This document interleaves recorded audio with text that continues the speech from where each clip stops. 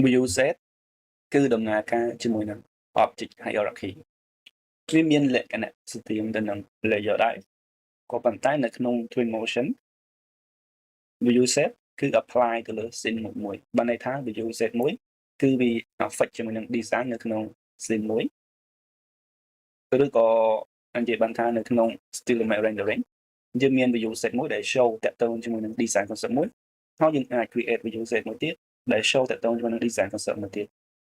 ឧទាហរណ៍កន្លែងនេះ scene demo ដែលយើង download នៅក្នុង Twinmotion object hierarchy គឺបាន display ទាំងអស់ក្នុងករណីដែលយើងបិទ project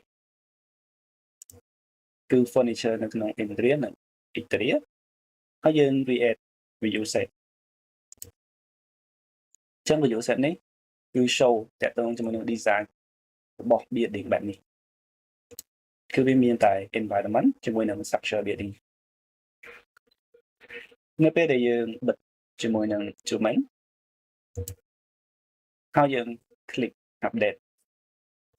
view set របស់យើងគឺបាន hide project និង domain 3D viewport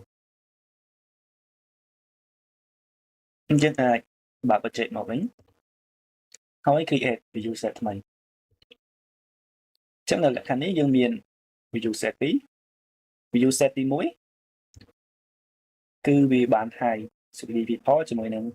project view set ទី2គឺវា show project មកវិញហើយយើងអាច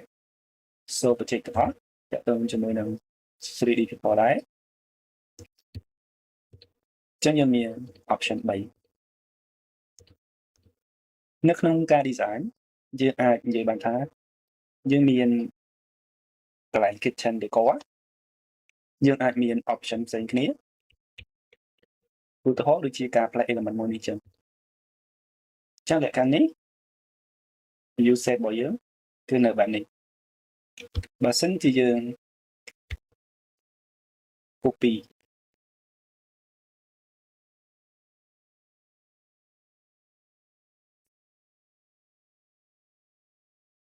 ចឹងយើងត្រូវបិទហើយយើង update មកវិញហើយយើងបើកវា create view set ថ្មី set object មួយនេះយើងហើយយើង update ដែរចឹងយើងមាន option របស់យើង